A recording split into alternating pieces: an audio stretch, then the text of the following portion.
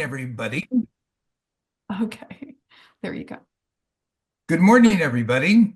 This is a webinar from the Center for Future Consciousness, and I'm Tom Lombardo. And I should mention that a good number of the graphics in this webinar are by Thierry, and I've also included a few of my old fractal graphics as well. So today, the webinar is Module 3 in the Future Evolution of Consciousness. And the topic today is cosmic evolution and consciousness. And I have mentioned before that this webinar series is aligned with a book I'm writing of the same title, The Future Evolution of Consciousness. And so the webinar is a chance for me to hear how the book sounds as I go through the various topics and chapters from the book. The image that I have up on the screen is the image that was used on one of the editions of Olaf Stapleton's Star Maker, which you may or may not know was one of the classic all-time cosmic expansive science fiction stories ever written. It came out in the 1937. And on the cover design, we see a small little gentleman up on a hill staring out and contemplating the cosmos, while indeed he is embedded in that very cosmos that he is contemplating and looking out into. And one of the main themes today is going to be connecting together the idea of ourselves and our consciousness with the cosmos in which we are embedded. And I have up here two quotes that I really like. One from the historian Peter Watson, "Evolution is the story of us all." And the second quote from Teilhard de Chardin, which is, "Evolution is a light which illuminates all facts, a curve that all lines must follow. We are moving." And I think those two quotes highlight certain significant themes that I'll be talking about today with respect to cosmic evolution, and then how this is going to connect with consciousness.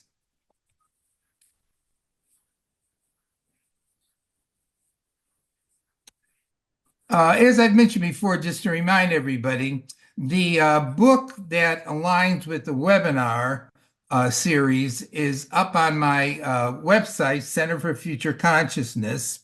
It is under the book section, The Future Evolution of Consciousness. And right now, there's 4.5 chapters up there on the website. Right now, we're only going into chapter 1 in the book. But if you want to read ahead or look ahead to what I'm going to be talking about later on, there's about 4.5 chapters up there already. And as I mentioned a little bit earlier, the webinars are, once Thierry does the recordings, put up on my YouTube channel, and I announce when new webinar videos come up in my newsletter, Future Consciousness Insights. So the resources are there if you want to, review the videos after you've seen them, or if you want to look and read through the book as it's emerging on the website.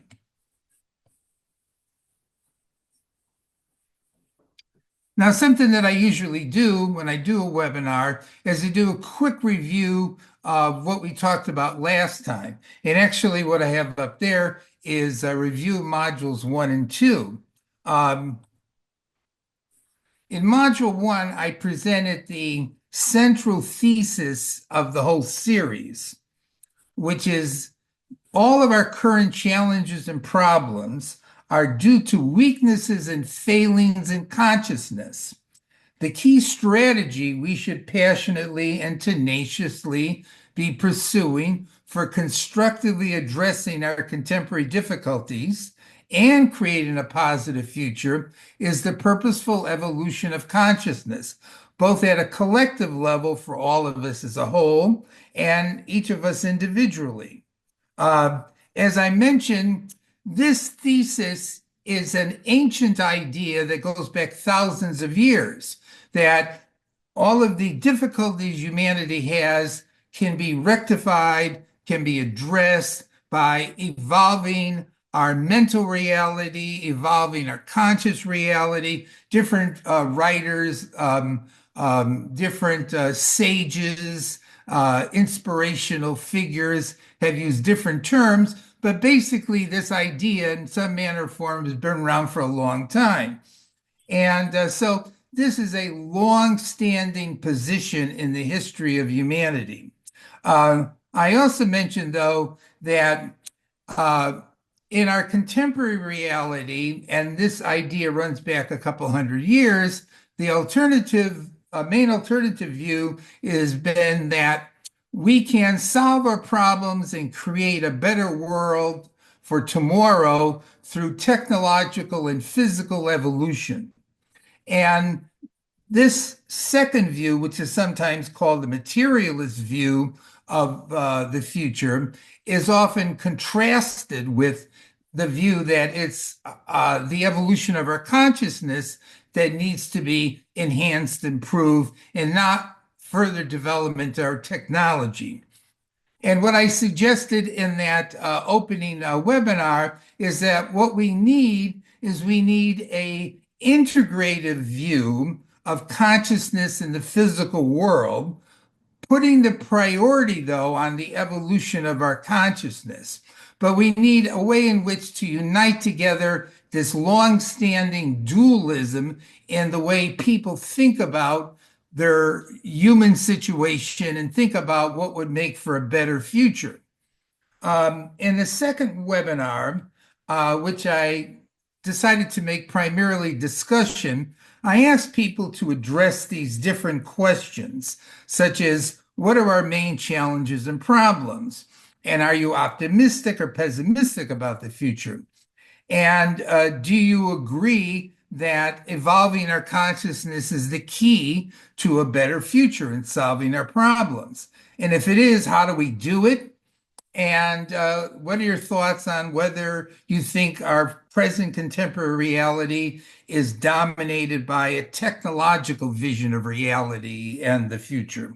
And primarily, I had answers on the first question. We spent a lot of time talking about that one. Somebody had asked me, well, why did I want to throw these questions up here and discuss them? And I said, well, if my thesis is that our current problems are due to failings in our consciousness, then let's think about what indeed are our current problems and how by evolving consciousness, we'd be able to address those problems, whatever they are, whatever we identify them as being.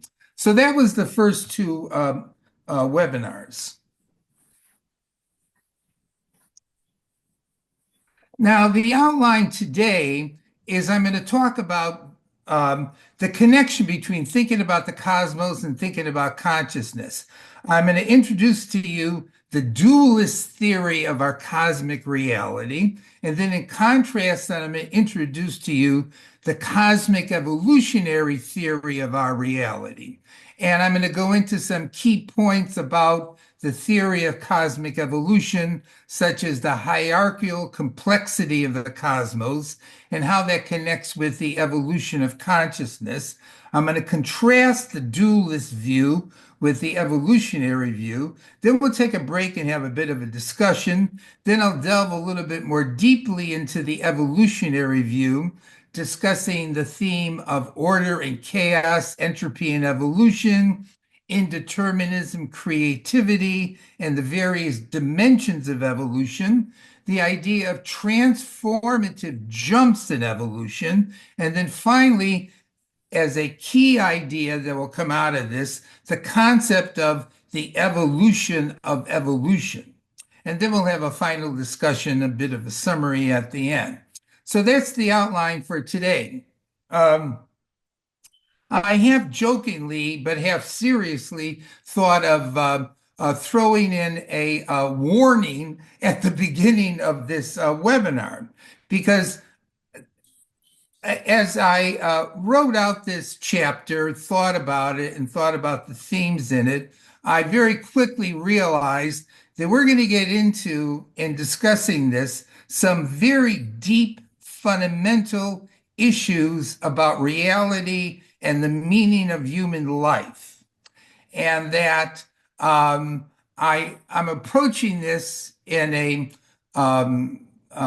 open and let me say humble fashion. If you, in fact, disagree with what I'm going to present to you, then we can discuss that. But I clearly think that we're going to get into some very often personal beliefs about what human reality is and what the meaning of life is, and how human reality fits into our cosmic reality.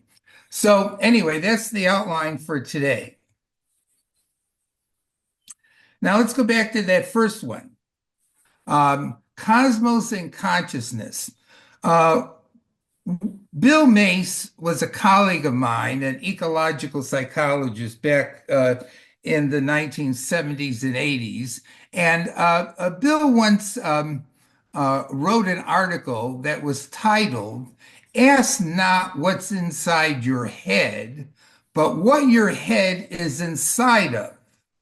And I thought that that quote captured a key insight in thinking about the nature of consciousness, because generally speaking, when people start to talk about consciousness, they will very quickly start to talk about the brain, what's inside your head.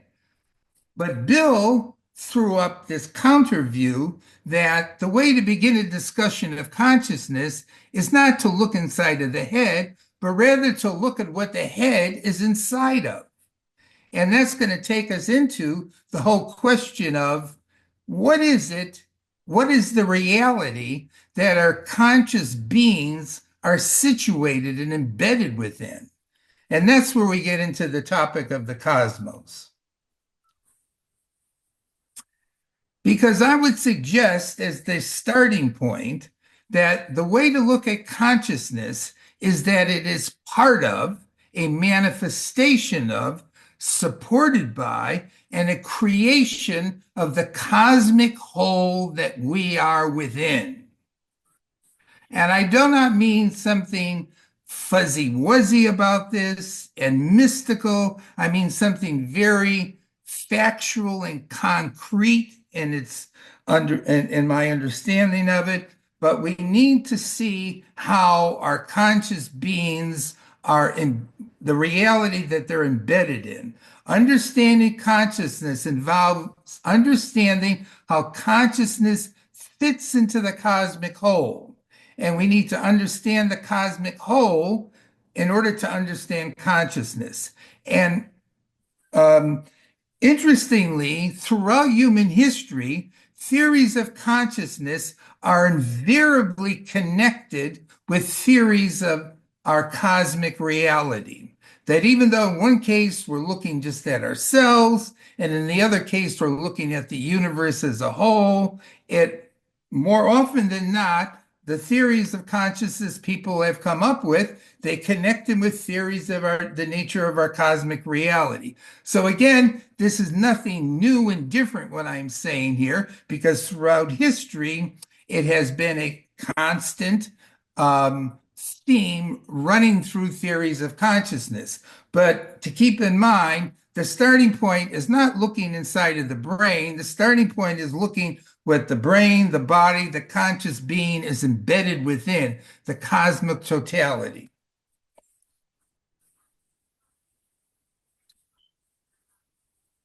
Now, the place I'm going to begin is with what I take to be probably the dominant view of the relationship between consciousness and the cosmos.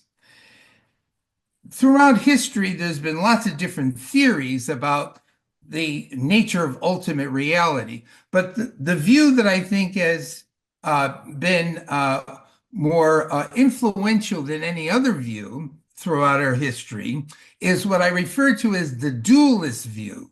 And the dualist view is that there's two realms of reality, one of which is eternal, changeless, non-physical, and foundational, versus a second realm of reality, which is temporal, transforming, physical, and derivative.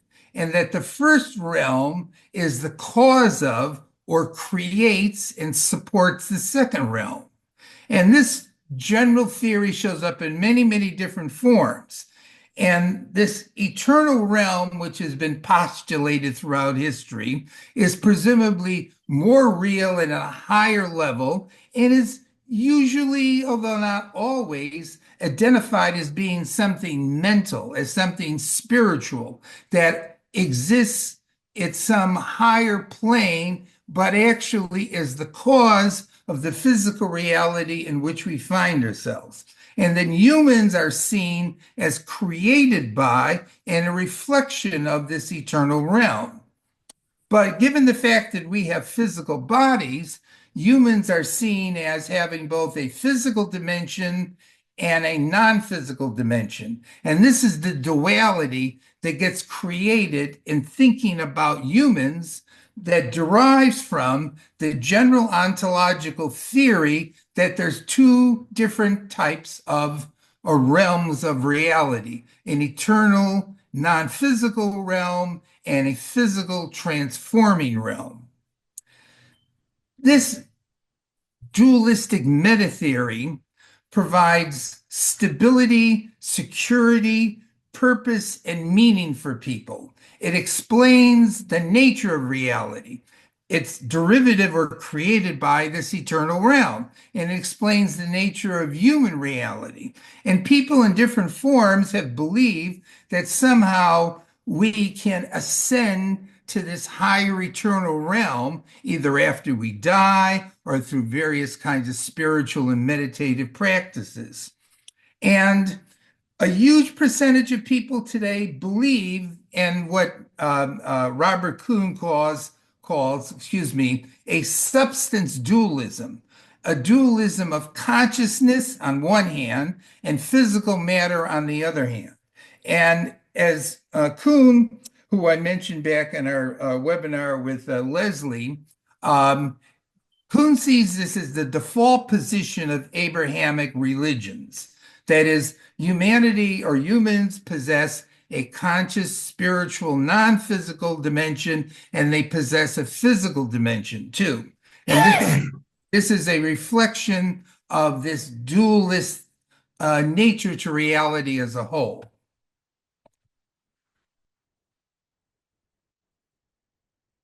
Now, I'm going to juxtapose that theory with a second theory, the theory of cosmic evolution. And I have a quote up here, another one, since I like quotes. Because things are the way they are, things will not stay the way they are. Bertolt Brecht.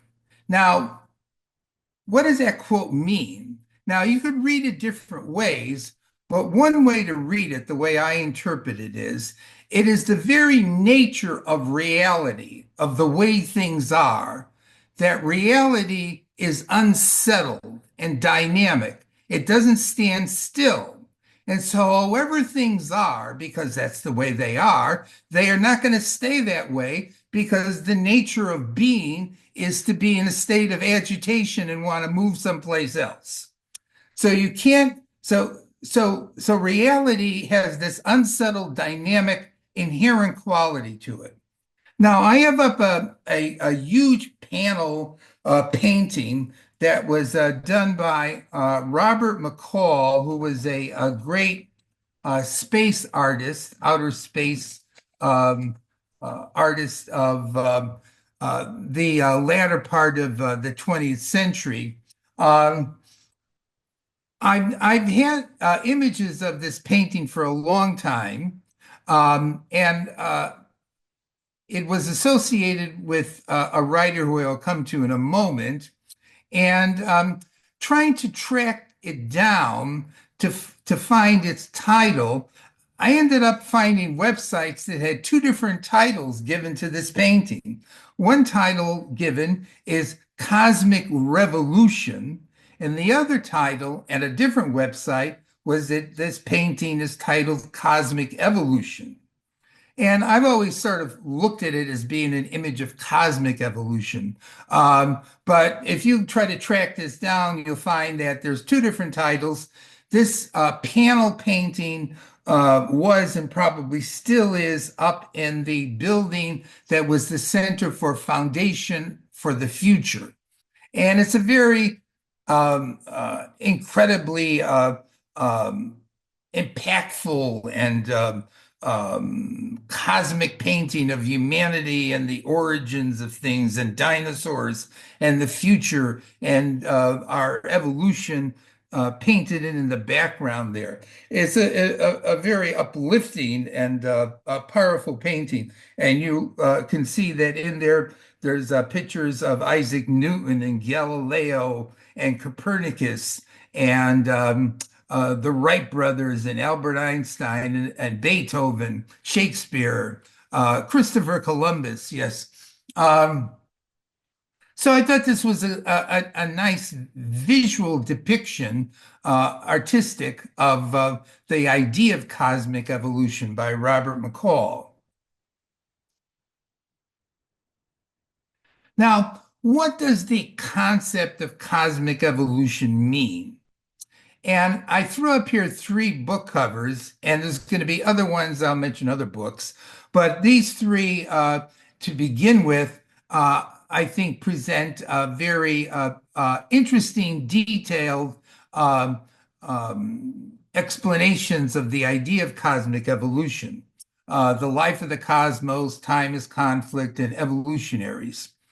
The theory of cosmic evolution is that the entire universe, from the simplest and smallest of its components to the largest and most complex, as well as all of its laws, fundamental forces, and constants, is the result of a multifaceted evolutionary process extending back over more than 13 billion years into the past. And I put 13 billion because that's roughly the estimate that lots of cosmologists and scientists give of the age of the universe right now. It's still open to some debate. Some people say that the number can be precisely ascertained, but it's still kind of in a state of flux. But we'll just say roughly 13 billion years. It may be older, the universe. This evolutionary principle may further extend beyond the observable universe to the multiverse, all that is encompassing our own universe and all other hypothetical universes. This second idea in particular is highlighted and explained in Lee Smolin's The Life of the Cosmos. This principle can be applied to the future, in that everything that will happen and everything that will emerge will be the result of this cosmological evolutionary process. So in essence, the theory of cosmic evolution is saying that everything in the cosmos is a totality, whatever that may be, everything about it is a result of evolution. That's the explanation.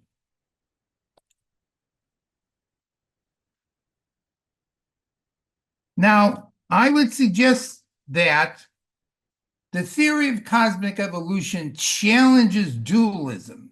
It challenges dualism in that it asserts that there is not a second realm, a higher realm, that created the temporal realm, but the temporal realm is the way it is because of the process of evolution ongoing within it. The cosmic theory of evolution is today the dominant contemporary scientific theory explaining the makeup of our universe. It is interdisciplinary, multidisciplinary, and a good book to look at to get a feel for how evolution works itself into all different academic disciplines is Carter Phipps's Evolutionaries. Now, the term evolution is often associated with Darwin's biological theory of the evolution of life on the Earth.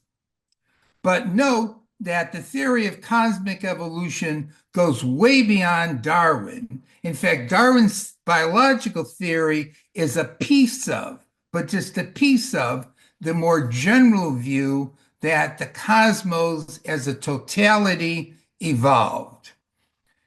It presents a big picture of time, of the past, the present, and into the future.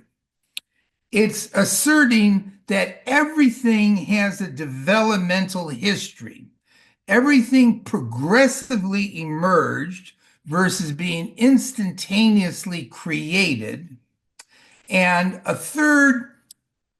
third book up there that I put up to begin with by J.T. Frazier, Time is Conflict, presents a good illustration of how you would explain the evolutionary emergence of everything in the cosmos, including time itself. And Smolin provides a evolutionary multiverse where universes through an evolutionary process give birth to more universes. And I would suggest to you, and I firmly believe this, in spite of this being a very controversial issue that batters around in my own mind, that the theory of cosmic evolution is incredibly more detailed, richer, more complex, more comprehensive than anything that humanity has ever created before regarding a theory of reality. There is immensely more evidence for it than any theory we've ever come up with before. It's our best current framework for understanding ourselves. Now,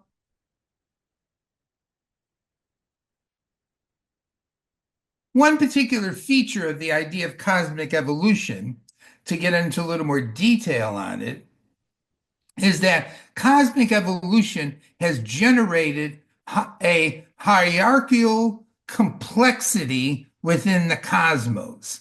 There's an image up here from Eric Chasen.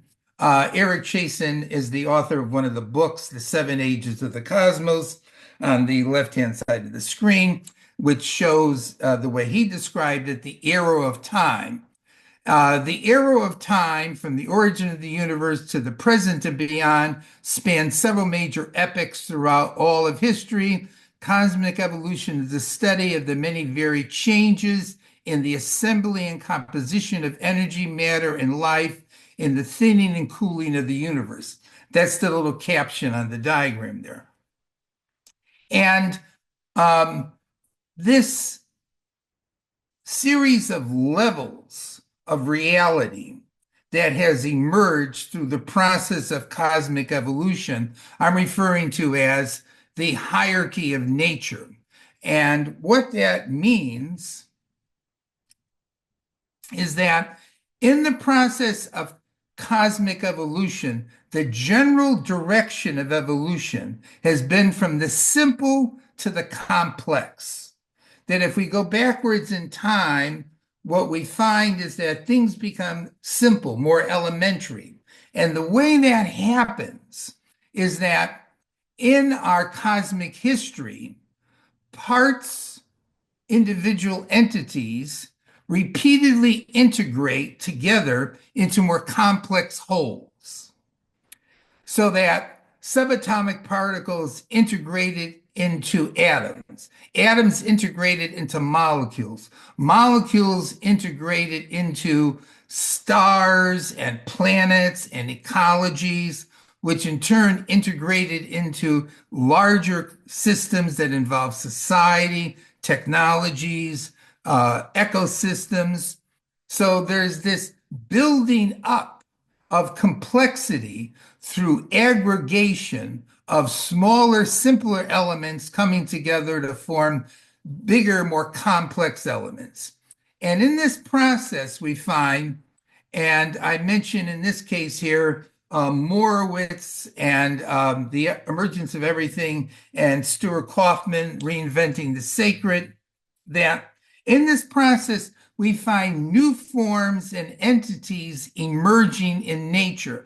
I'm going to come back to this repeatedly, that throughout our cosmic evolution, there has been new things that have integrated into existence that transcend the parts that they were made up out of. That novelty keeps entering into the scene over and over again.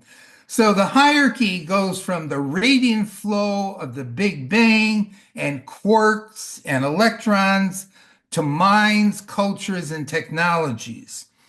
Chasen in the Epic of Evolution, which is an excellent book explaining the whole idea of cosmic evolution, describes these levels in the hierarchy, emerging hierarchy, as eras. Stewart in Evolution is Arrow describes this concatenation, this integrative concatenation occurring as the direction of evolution. That if one looked at evolution across time and one was to ask, is there a direction to this? Stewart's answer would be yes, the direction is this complification that occurs through integration of parts that are simpler into more complex entities. And in this process, the laws of nature themselves have evolved from the simpler at the subatomic level to the more complex at the biological, social, and psychological level. And Fraser, in fact, who I mentioned in the previous slide, actually has attempted to demonstrate that time itself has evolved through this process. Now, you may be familiar with this meaning of cosmic evolution, this theory of cosmic evolution. I should, though, point out that if you look at the evolutionary process, it makes just as much sense to say that during the process of evolution, cosmic evolution, what has happened is increasing differentiations that become increasingly more complex within the cosmic whole. So on one hand, you could say that evolution involves parts combining into greater, more complex wholes, but at the same time, you could say that evolution involves the whole dividing and differentiating into more and more complex parts. If you look at big picture images of the universe as a whole that have been reconstructed from astronomical observations, what you find is at the largest level of size, we have these concentrations of matter and energy that appear to look like a lattice or filaments or a web with relatively large spaces of relatively empty space between them. So as the universe began to evolve, different parts of it began to differentiate off from other parts of it. So that following the Big Bang, we have a concentration of matter into huge long strings, which then differentiate into superclusters, which differentiate into galaxies, which differentiate into stars, and solar systems are a process of differentiation of gaseous whirlpools, and life on the Earth and other places and complex molecules are differentiations within that system. So actually in evolution, we have complementary processes.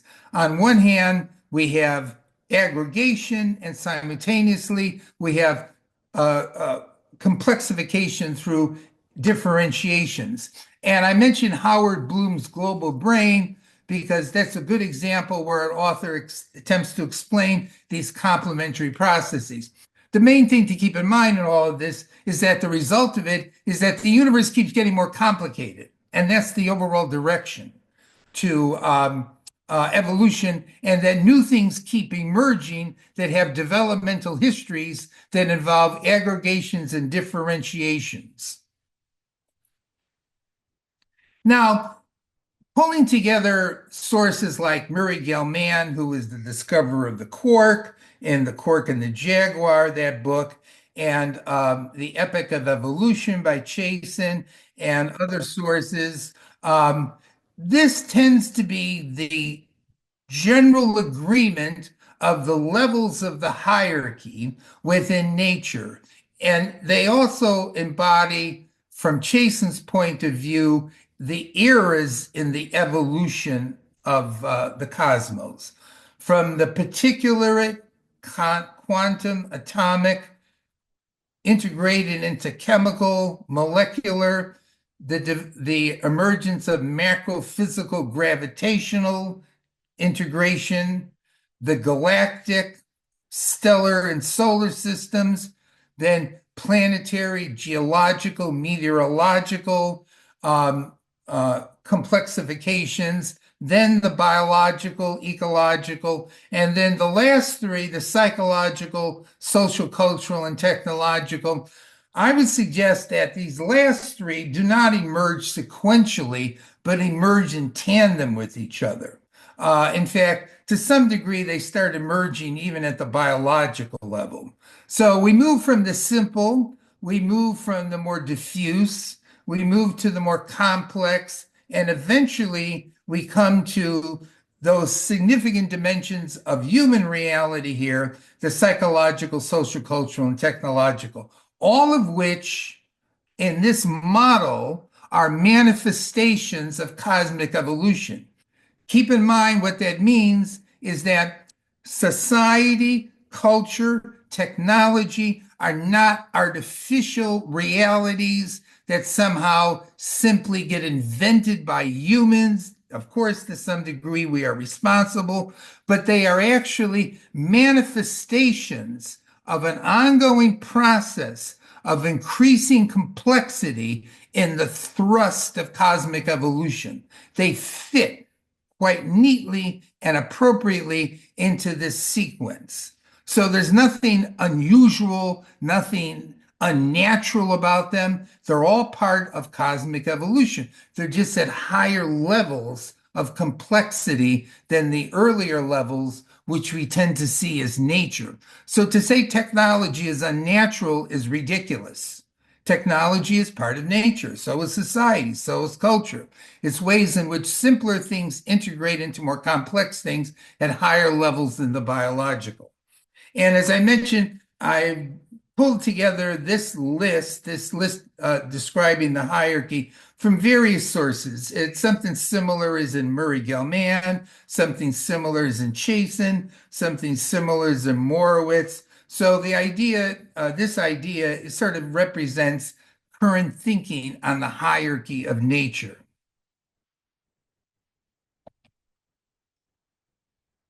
Now, what does this mean about consciousness then? What are its implications?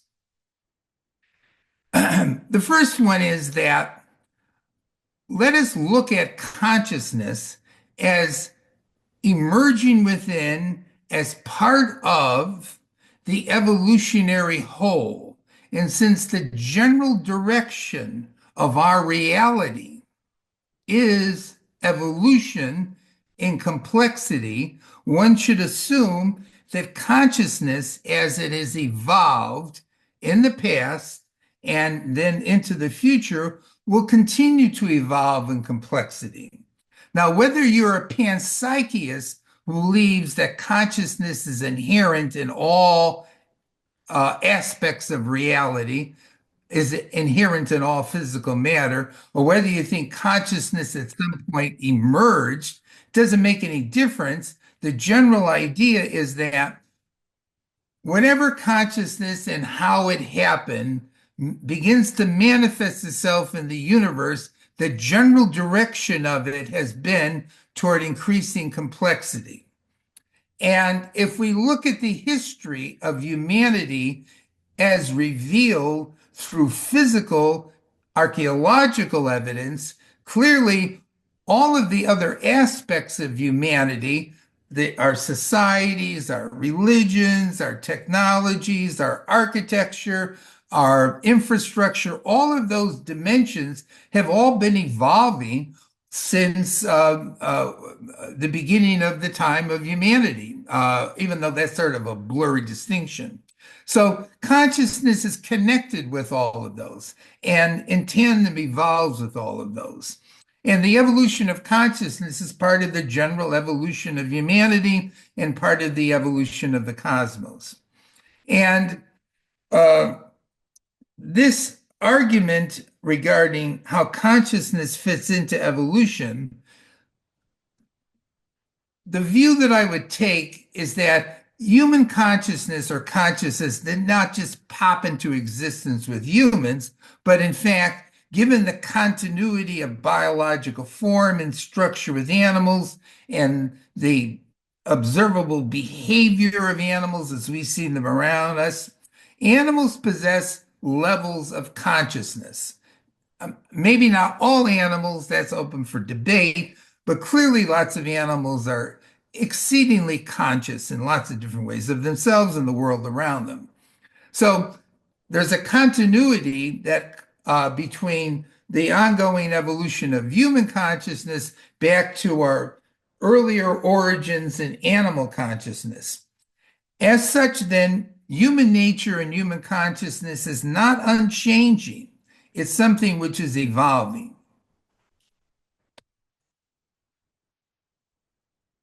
Now, I just want to compare here these two theories of reality in a little more detail and their implications regarding the nature of consciousness. Dualism. We have two realms, a timeless non-physical realm, which presumably explains the temporal physical realm and human consciousness. In evolution, we have one realm, the temporal realm. It's an evolutionary realm, and consciousness is embedded in it and is a result, just like everything else is a result of evolution. And the future is not a result or an effect of some kind of transcendent control or purpose, which is part of lots of different dualist theories, that the higher realm controls the lower realm. Rather, the future is going to be a result of evolutionary processes that take place within the cosmos and within our temporal human reality. Evolution contradicts the two-realm theory. The explanation of the makeup of the universe lies within the universe as opposed to outside it. And it clearly contradicts static creationism that the way things look today is the way they were originally when they were created. The way things look today is not how they looked 50 million years ago, 1 billion years ago, 10 billion years ago. It seems to me that the dualist theory in its various forms implies a downhill theory of time, whereas evolution provides an uphill theory of time. That is, time is not a fall from some higher realm, but it's a progression and advancement within the universe. That is, instead of thinking that the highest realm of reality exists prior to the physical universe in which we find ourselves, the uphill theory says that through the evolutionary temporal process, there is progression and advancement, so that we're not a fall, rather, we're an advancement. Time is not a fall, it's an advancement. Now, I would suggest to you, and these are some things that we can debate, is that the dualist transcendent explanation of order is an unexplained explainer. And by that I mean that dualists will explain the complexity and order in the universe as if it were imposed upon the universe by some kind of force or being or entity that itself possessed that order. So, in fact, what we do is we end up with an unexplained explainer. Why is there order in the universe? Because there was order or there is order in the eternal realm, which isn't explaining anything. So, why is there order in the eternal realm? The dualist transcendent explanation of existence is also an unexplained explainer. If you ask why there is a universe, and the answer is going to be the universe was created by an eternal transcendent realm, then you're assuming that this eternal transcendent realm is going to be your explanation. But then I could ask, why is there an eternal transcendent realm? So you haven't explained existence either. And the transcendent foundational consciousness is also an unexplained explainer. If you say the reason why we're conscious is because we've been given consciousness from some higher realm, which itself possessed consciousness, then you haven't explained consciousness. All you've done is you relegated it to another realm. Now, I should point out, and I've even toyed with this idea myself, is that one can have two different views on heightened or advanced consciousness, which I call the alpha and the omega theories. The alpha theory is that the highest form of consciousness is in the origin, the foundation. The omega theory of consciousness is that the highest form of consciousness is something which is emerging and will be realized as we move in more and more into the future. Teilhard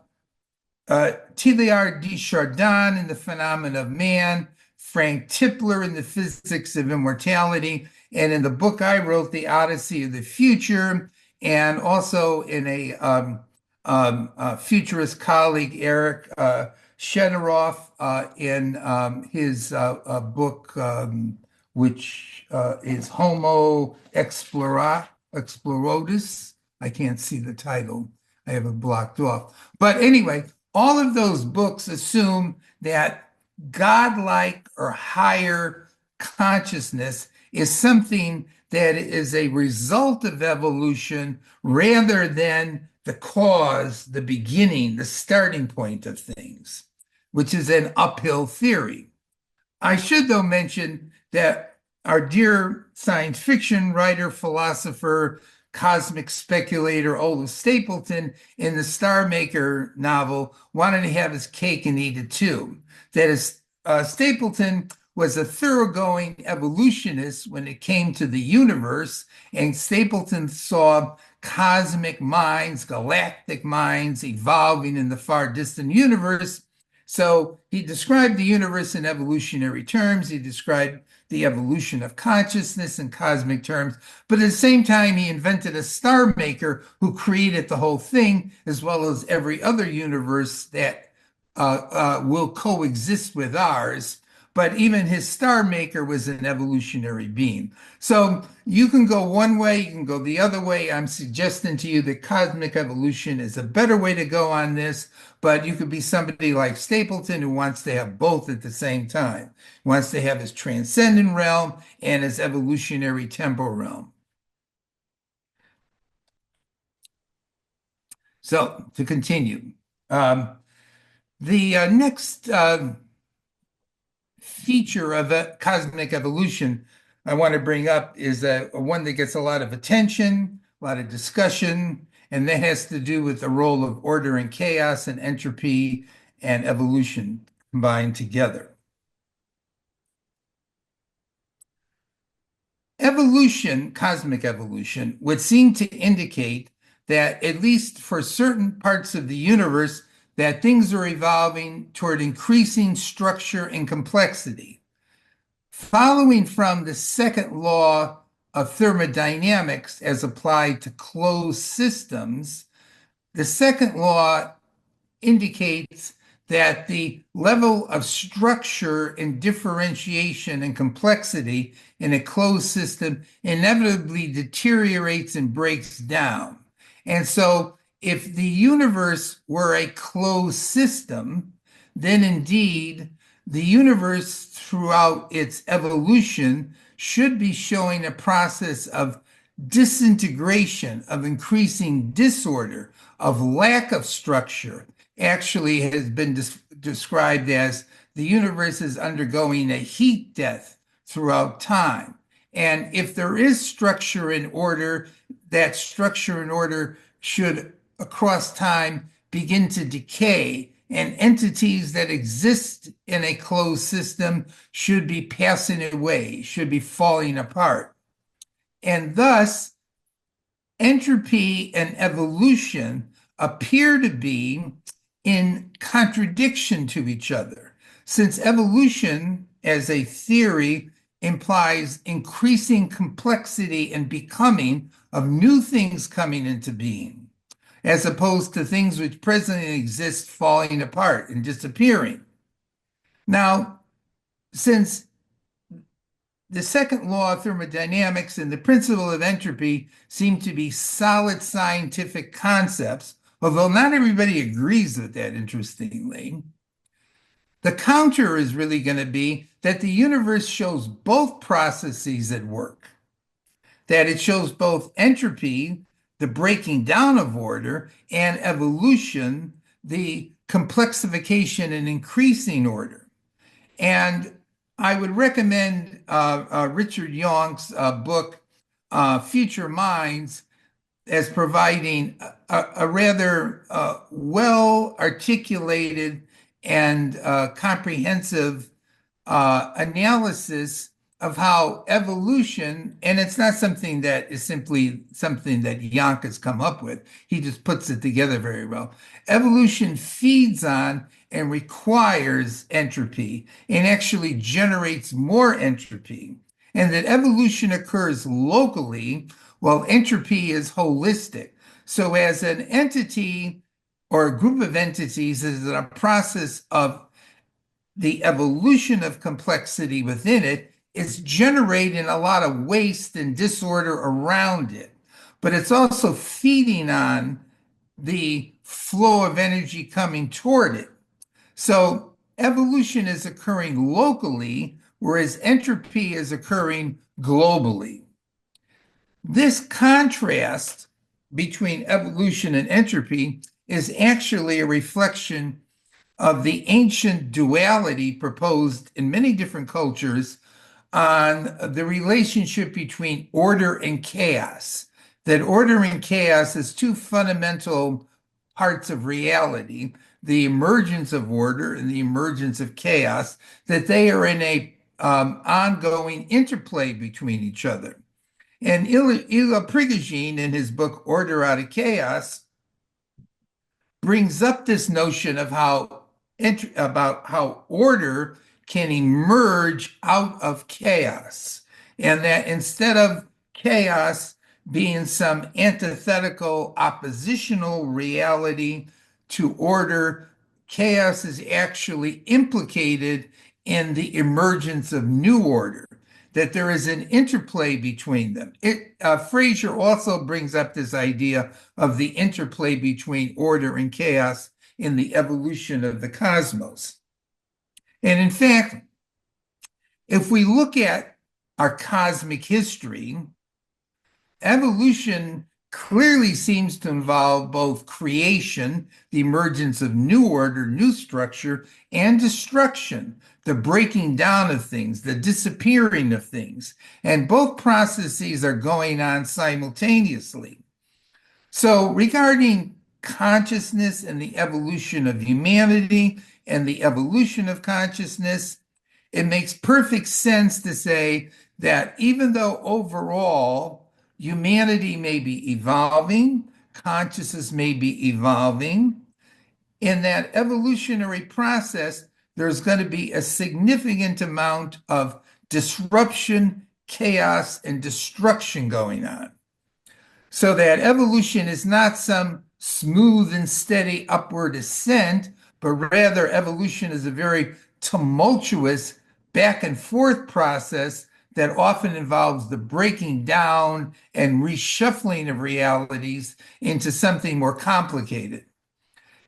The whole principle of evolution is the whole principle of entropy can be seen as a very depressing way of looking at life, the universe, and everything, since according to the second law of thermodynamics, everything is falling apart and breaking down, and everything is going to die and disappear. Evolution promotes more of an optimism that there's a forward direction to things.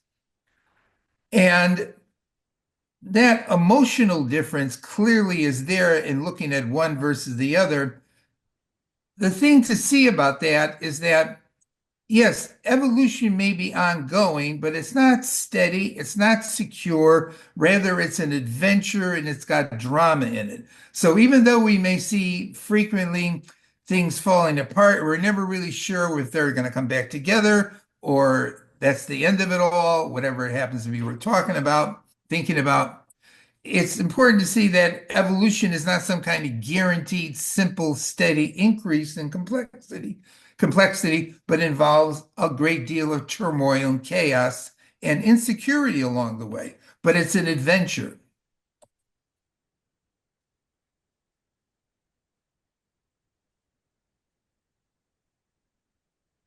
Now, next thing I'm going to bring up here is indeterminism and creativity in evolution. This quote is from Paul Davies from The Cosmic Blueprint. The creation of the universe is usually envisioned as an abrupt event that took place in the remote past. Is a picture reinforced both by religion and by scientific evidence for the Big Bang. What this simple ideal conceals, however, is that the universe has never ceased to be creative. And if one was putting together the pieces of what I've been presenting so far, clearly I seem to be saying that cosmic evolution as a general process involves creativity, the creation of new things. Now, Newtonian physics provided a deterministic vision of our reality, precise predictions of causes to effects, laws governing the regular behavior of things. I would like to know where I'm throwing out opinions in that, Alan. Okay. Quantum physics, on the other hand, seems to be implying an indeterminate element at least the subatomic level, that the unfolding of events is not entirely predictable. There's an indeterminate quality to the flow of time, that it is not a precise cause-effect, easily predictable reality. The emergence of new realities in the hierarchy of nature is fundamentally unpredictable in that the emergent entities possess properties that you can't derive simply from their parts. And emergent realities transcend previous realities. And we find from the previous slide I mentioned, order unpredictably arising out of chaos at times. So it definitely looks as if there's indeterminism, lack of entire cause-effect predictability, and an element of chaos in the flow of events and the flow of time. So it's better to see the future as an adventure filled with surprises, with creativity, with dangers and risks. Now, what Davies brings up is that a key feature of this is this ongoing creativity that occurs in cosmic evolution, the creation of cosmic novelties, of novelty. So that it isn't simply that the universe was created, rather, the universe is inherently a creative reality and is still in an ongoing process of creativity with new novel events occurring. So the future transcends the past and manifests this increasing creativity within it. Um, the question often comes up, or the argument, let's say, often comes up, that you can't get something more complex or more elaborate out of something that is simpler. But evolution fundamentally seems to contradict that idea that the more complex reality is actually a more complex reality which emerged out of something simpler. That you don't need the complexity there before, that creativity is going on. So, creativity is often listed as another dimension to evolution. That is, besides increasing complexity, it looks as if the universe as a whole is evolving its capacity for being creative. And Kevin Kelly in What Technology Wants suggests that as being another dimension of evolution. Now, so far, I've just mentioned that evolution seems to involve increasing complexity occurring through dual processes of integration and differentiation. But evolutionary theorists have come up with lots of different ideas about directions occurring in evolution, which would have implications for directions that would occur in the evolution of consciousness. And putting them together,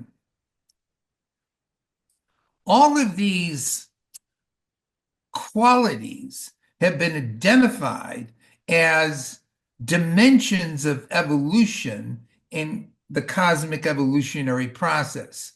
That there is emergence, there is increasing complexity, there's increasing diversity, increasing specialization, increasing cooperation and exchange, increasing freedom, more sentience, more structure, more intelligence, more information processing capacities. Chasen says it's energy rate utilization. There's increasing agency. People have even suggested that morality is a dimension that's occurring. The evolution of morality is a dimension occurring in evolution. So there's lots of different proposals as to the dimensions of evolution going on, aside from just simply increasing complexity and, as I just mentioned, increasing creativity.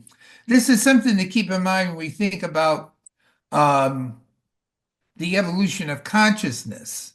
These qualities as becoming more and more enhanced in the future evolution of consciousness. One of the ones I have up there, which Kelly talks about and Stewart talks about, is the evolution of evolvability. That one of the features of the direction of evolution is that the entities evolving are possess increasing capacities to further evolve, that they become more evolvable in their nature. So we have all these different dimensions when we think about the overall direction, if there is one direction or multiple directions to evolution, proposed by different writers. Now, an important idea that has come up in evolutionary theory has to do with the notion of transformative jumps. And I have up here Stephen Jay Gould and Niles Eldredge, who were the two theoretical architects of the theory of punctuated equilibria, which is a significant theoretical development in our understanding of evolution. And what does this mean? Okay, let's go back to people we've talked about already. Chasen and Fraser, as evolutionary theorists, see the new levels, new eras, which emerge in the sequential process of evolution as being qualitative jumps in the makeup of the universe. So when we moved from radiant energy to particulate matter, that was a qualitative jump. and we move from particulate matter into atoms, into molecules, into stars. Those are qualitative jumps. It's not simply a gradual process, but something very distinctive and different has come on the scene. Emergent levels. Now, all of these levels, and this is going to be an important thing to consider when we think about consciousness, I think all of these levels are equally real. So when people will present the argument that the only thing real are subatomic particles, I see that as being ridiculous because the biological organism, the chemical molecule, the technological devices we use, all of those are equally real. They are just simply realities at higher levels involving evolutionary jumps that have occurred in the evolutionary process. When Darwin talked about evolution, he adopted a gradualist theory of evolution. That is, biological evolution is slow and steady and piecemeal. Stephen Jay Gould and Eldridge came along and argued that the evidence, I'm not cherry picking my opinion on this, the evidence clearly indicates that evolution is not a slow, gradual process, but there are distinctive periods where there are abrupt changes, big changes in the evolutionary record, where species disappear, ecosystems disappear, and geologically, rather suddenly, new species emerge. And they call this theory, this pattern, punctuated equilibria. So as opposed to evolution being steady and slow, evolution seems to involve jumps, where there is a relatively quick, dramatic transformation in the makeup of reality. And often theorists have combined together the jump theory with the order chaos contrast, that when people have applied the jump theory, the paradigm shifting, transformative vision to human psychology, to human society, they have argued that preceding jumps are periods of chaos and disruption, that new empires, new paradigms emerge when things get shaken up and disrupted beforehand. So the element of chaos, of disruption, has been frequently connected up together with the idea of jumps as a prelude to it. Developmental psychologists and developmental sociologists have talked about stages and the evolution, development of individuals, of societies. Historians talk about the rise of empires, the rise of new paradigms, and their collapse, and then the emergence of a new one afterwards. So, applying this to the future evolution of consciousness, it makes perfect sense to say that perhaps there will be qualitative jumps in the organization and complexity of consciousness. And these qualitative jumps can be associated as a preliminary condition with degrees of chaos and turmoil and disruption.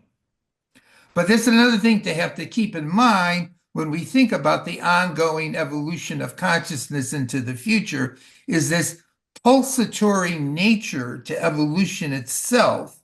And if consciousness is embedded in it, a pulsatory nature to the evolution of consciousness. And embedded in that pulsatory nature are going to be a dimension of breakups and catastrophes and disruptions that precede and ignite the next jumps forward. And this is an idea lots of people have tossed around in thinking about the past and future of humanity and human society. One of which is that, as a clear example, is that people discuss where is humanity headed in the future? And the argument has been presented that the present um, consumerist, materialistic society that we live in has to fall apart, has to disintegrate in order for something new to emerge. And that newness won't emerge until the present one we're in falls apart. Now,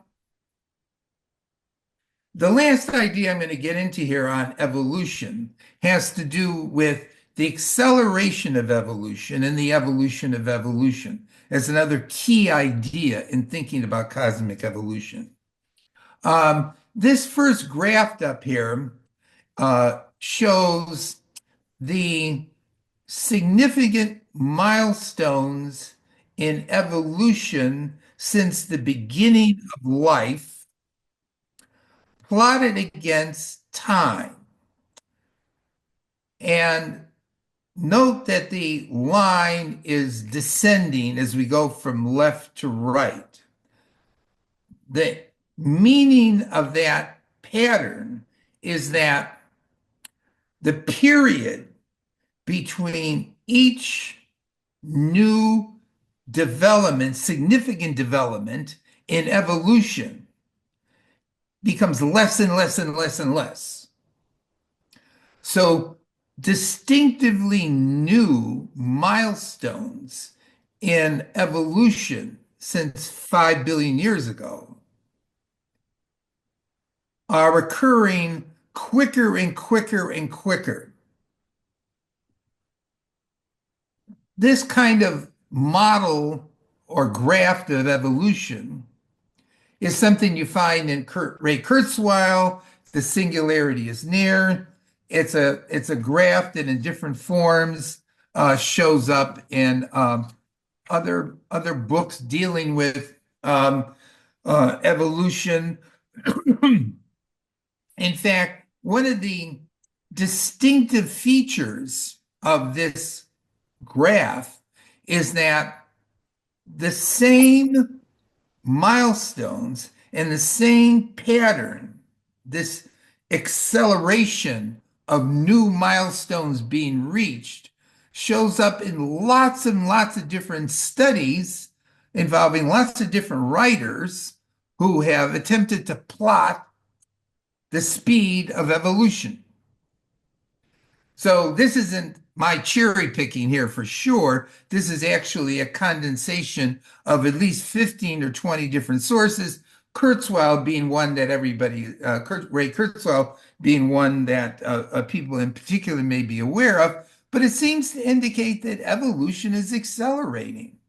Why? Why is that happening? Why are new things, new milestones, new important events occurring at an increasingly fast rate?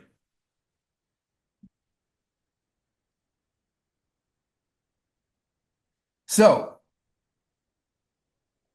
I'm going to mention Walter Truett Anderson now, who is a very well-known futurist, great futurist, and wrote a number of very interesting books about the future, one of which was Evolution Isn't What It Used to Be. And Anderson, in that book, presents the argument that biological evolution through natural selection is being augmented or supplemented or transcended by the introduction of technological manipulations into our biosphere.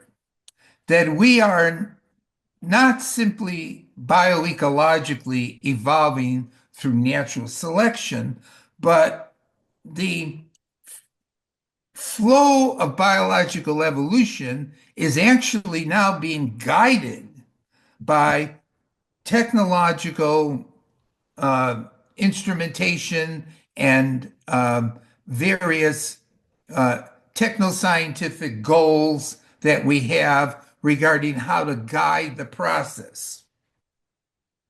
So it appears as if with the introduction of technology applied to biology, we've actually added something on top of what currently had been existing regarding biological evolution through natural selection. But, oops, sorry. I should go, well, I got to go backwards. Let's see.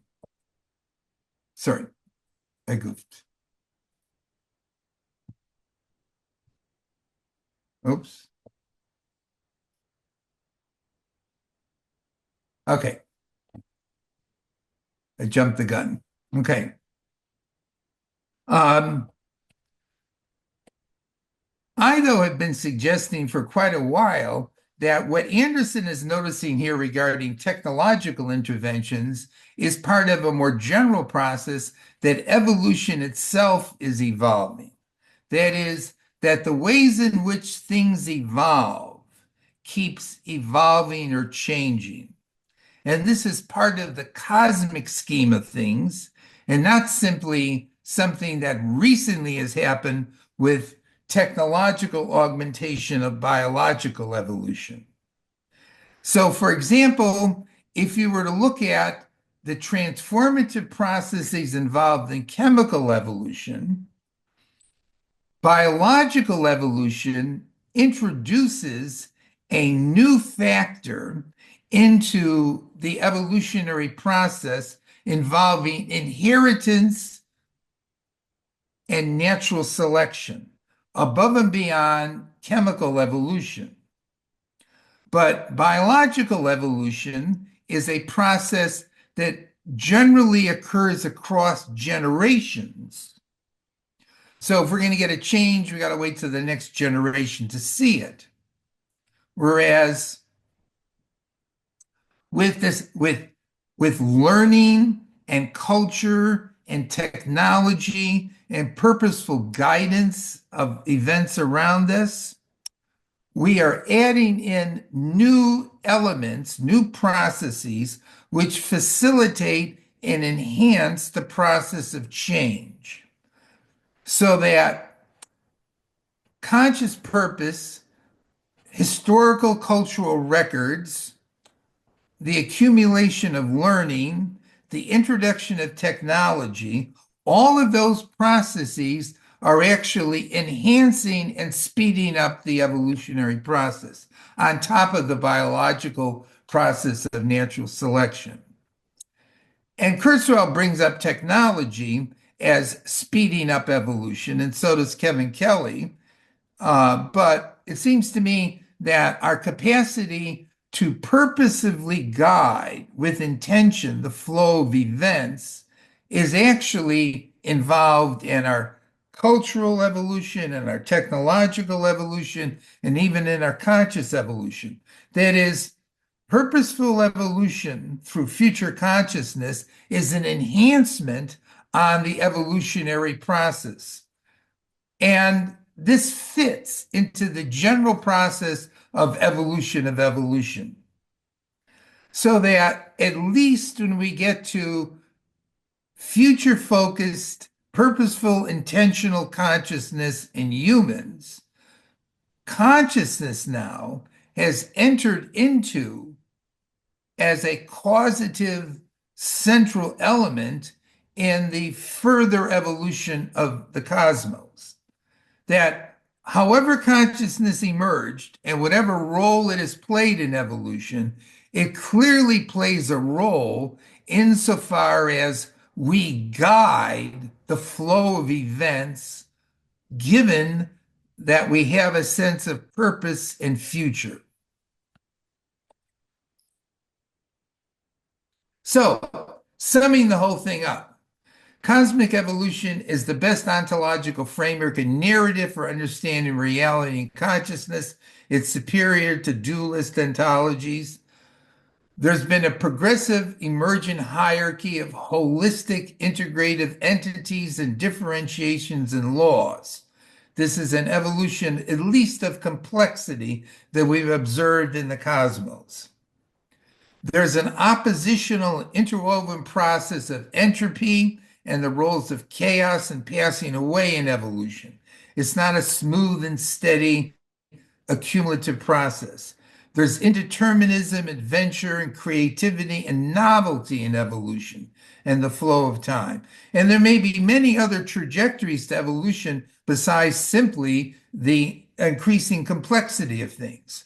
There's been transformative jumps in the evolutionary process. So evolution isn't a smooth, steady, gradual process, but involves stages. It involves um, qualitative advancements. And evolution itself seems to be accelerating. And this is coupled together with an evolution in evolutionary evolvability, which simply means that the universe is changing and has been changing, but the way in which it changes keeps itself changing and advancing. And that consciousness, at least when consciousness emerged as a future cognizant, purposeful capacity, be able to think about the future, set goals for the future, and guide the direction of the flow of events, consciousness has become a directive force in evolution. This is an idea implicit in Walter Truett Anderson's Evolution Isn't What It Used to Be, but is simply expanded on here to imply that consciousness, in fact, guiding evolution has been going on since people began to purposively alter their worlds and themselves based on their goals and values. And we had some debate on the whole thing along the way, and that's the end for today.